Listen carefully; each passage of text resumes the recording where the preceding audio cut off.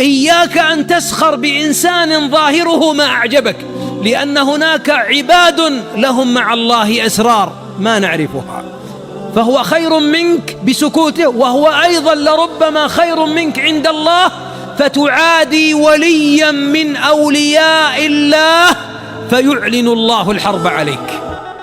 من عادى لي وليا فقد آذنته بالحرب.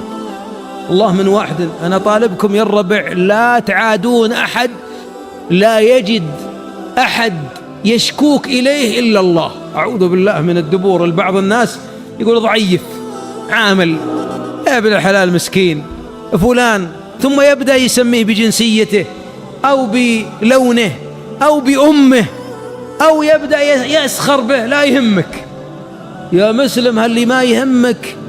يمكن الليل انت تنام وهو ما نام، ومن بسبب الغل في قلبه أو غبن الرجال في قلبه يقول يا رب، فتفتح أبواب السماوات السبع كلها وترتفع يا رب لين تسجد تحت عرش الرحمن، فيقول الله وعزتي وجلالي لأنصرنك ولو بعد حين.